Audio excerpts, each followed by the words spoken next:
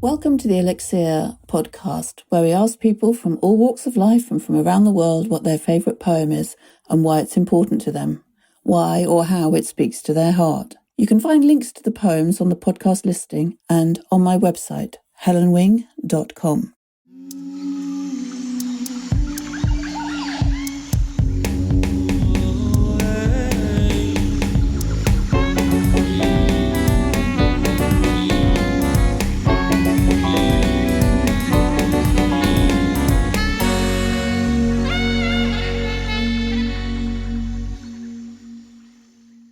Hello and welcome to another episode of Elixir, the poetry podcast where we ask people from all over the world and from every generation if they have a poem that speaks to them, and then we ask them why.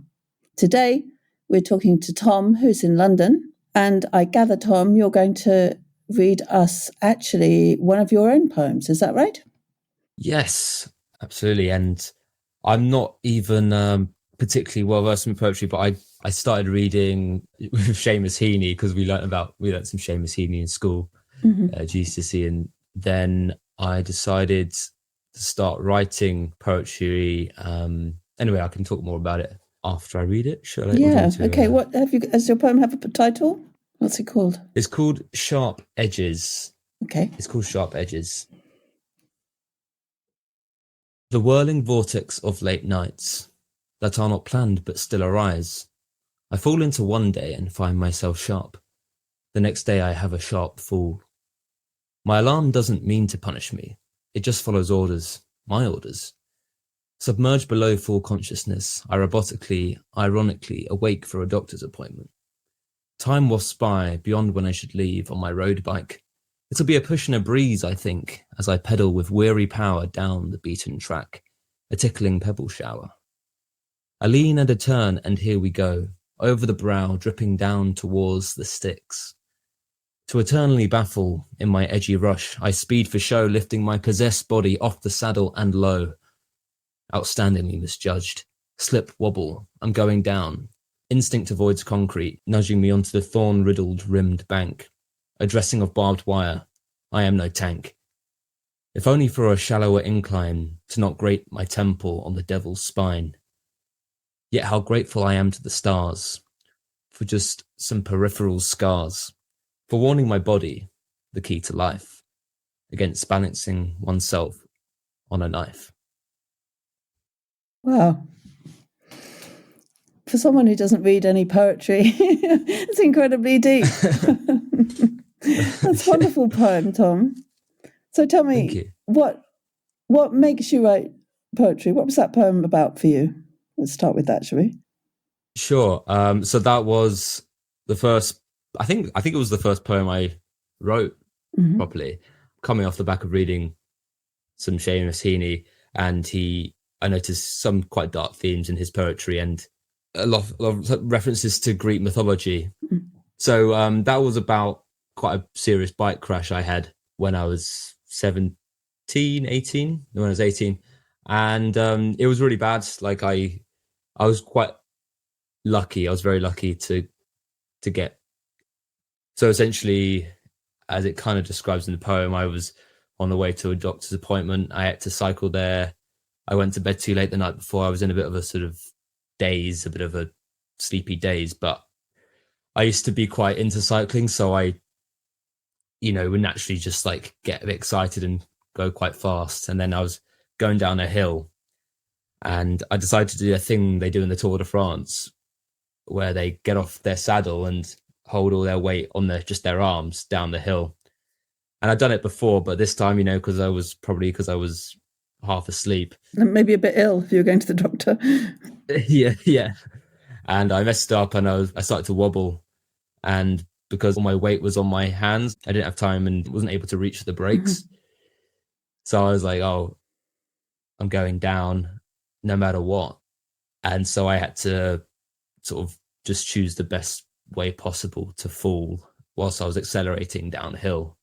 And I sort of guided myself onto the grassy bank, which was full of thorns. And then at the top of the bank was a barbed wire fence, which I hit my head on. And I was very lucky. It hit me right there on my temple, and I was very lucky that I didn't like get my eye or my face or my neck. Yeah, so it's like a warning for you. Yeah, it was very, very close to either a real life-changing scar or much worse, or yeah, potentially death. So it was, so it was a big one. So I guess I then started writing poetry as a way of dealing with quite serious, perhaps traumatic events. But maybe also hurting yourself might have woken up your creativity. Do you know that guy Tom Grennan, who's a singer? Yeah. And he used to live quite near you. In fact, his most recent LP, I think, was called Evering Road, which is in Hackney. Oh, okay. And I once met him at a pub in Hackney, and I was asking him when he had started writing music. And it was after he'd had a massive head injury. He'd never done anything creative at all in his life. And then he had a fall like you and ended up in hospital with a head injury. And when he woke up from this head injury, he just started hearing all these songs in his head and writing them down. And that's how he started writing. So sometimes a big shock, if you like, whether that is the physical shock or just a massive reminder of our mortality and our fragility on this earth, throws people into the need to express themselves, you know?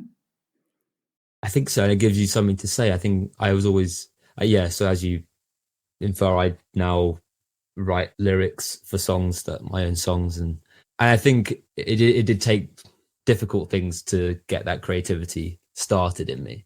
Because I think it was a case that I always did music, always had abilities in the creative arts, but I just didn't have anything to say, if you like. Yeah. But what you make obvious in your poem, Tom, is that when you're thinking about the accident, you're building up to it really slowly. Like when you have accidents, everything slows down and time seems to expand. And in that poem, what you've done is you've just annotated every moment from the moment you wake up until you have this massive crash. And I guess it's a way of processing what's happened as well, you know, that writing it down is a way of processing that experience for you. I don't know. You tell me, is it? Yeah, absolutely. Yeah. Oh, obviously now with like romantic experiences gone wrong in for love songs that I write, and I probably write as much as I read, because it's a good way to process things for sure.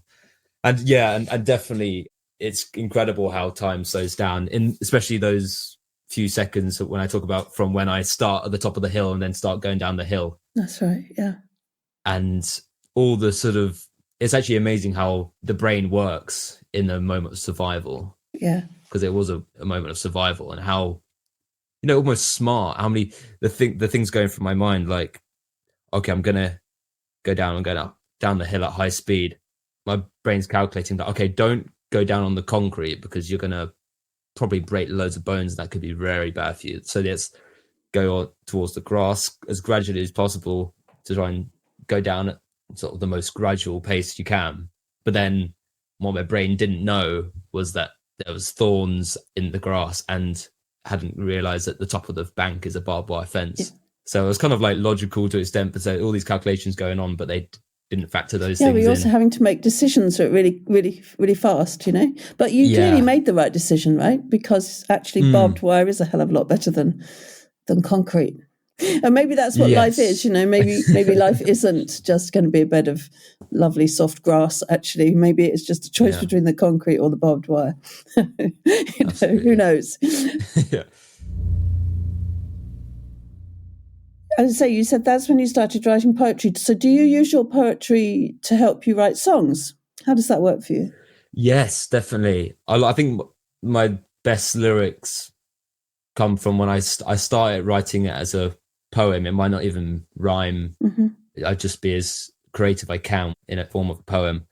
Then I take the best lines and then rewrite it as a song lyric, but then trying to sort of make sure I got the essence. So keep the essence of the poem whilst you obviously making it a little bit more rhymey and stuff, a bit more palatable. But that's quite good, actually. If you just take the pearls, if you like, you leave the mystery, because other people then have to imagine the rest of the story, if you like, in your songs. Yeah, absolutely.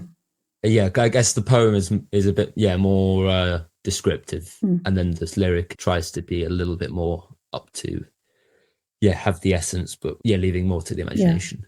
And I guess as a musician, you're probably starting with rhythm. Whereas, when I write poetry, I very much start with a phrase that fascinates me or an image, and rhythm comes sort of a bit later on, because I'm not a songwriter. So I think people come at writing in very different ways, don't they? Yes, definitely. And often I piece things together. Like I'll come up with a line.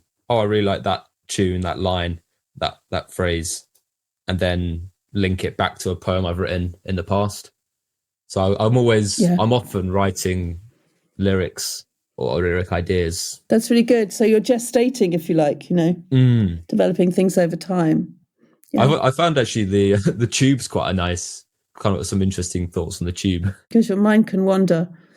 Did you see that piece of research that came out recently that was saying that actually one of the big challenges of our time in terms of the health of our brains is that we don't allow our minds to wander? We're still, we're attached to Instagram or the TV or social media.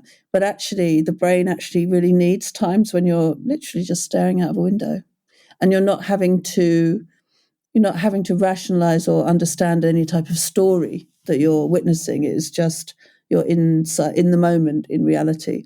And that actually is really, really important for brain health. And it's certainly really important for creativity. Yeah, not always having a podcast in my ears or music. And I think I've always been a little bit like that. I don't, if you listen to less music spaced out in the day rather than you're listening to music all day, you can really internalize and learn much more from the fewer songs that you listen to throughout the day, rather than having this noise. Yeah, you're not consciously listening. It's not there. So, Tom, your other young male friends, do you know if they write poetry? I mean, have you told them that you write poetry? Yeah, actually, I actually had a conversation with my good friend the other day, actually, and he read me one of his poems. I show him my music and some poems sometimes, and he read me a poem. It was really good. He actually reads more than I do, so it was really nice. But other than that, I would say no. But yeah, I've got one friend who does. Yeah, that's really lovely. Yeah. And are you still riding your bike? I did get back on the bike. I actually got back on quite soon after, almost like a sort of to go the other way instead of being. I did get back on the bike, but I haven't done that stunt again. I've done that trick.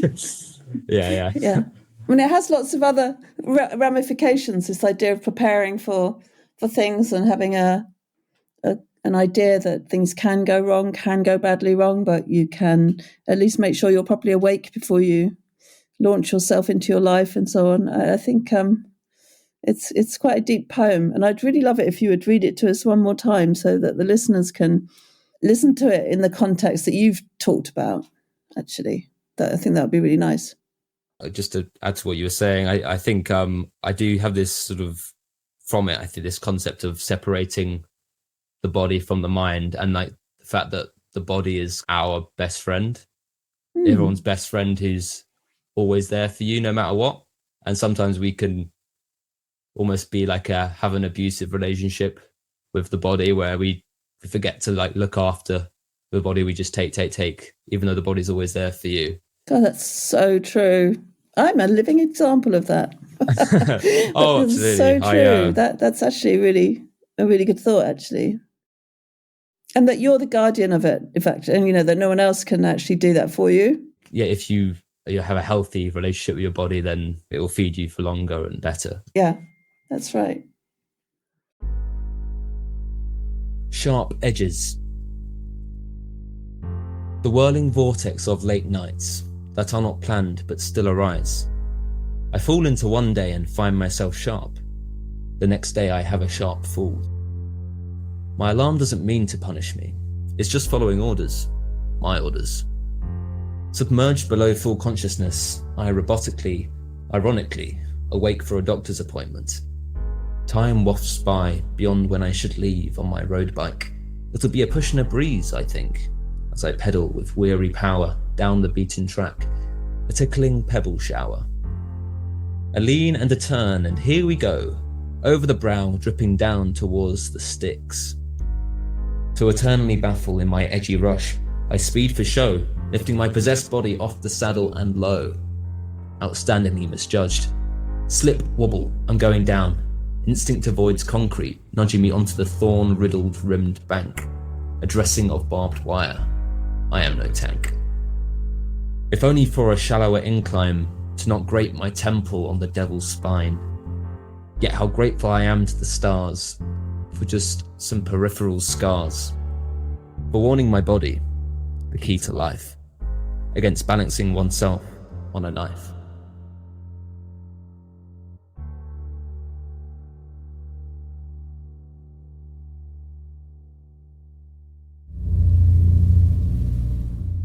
Thank you for listening to the Elixir podcast. My name is Helen Wing, and you can find more information about the poems that we talk about on my website at helenwing.com. The podcast is produced by Tom Platts at Sapien. Tom also creates each episode's original music. To find out more, go to soundsapien.com.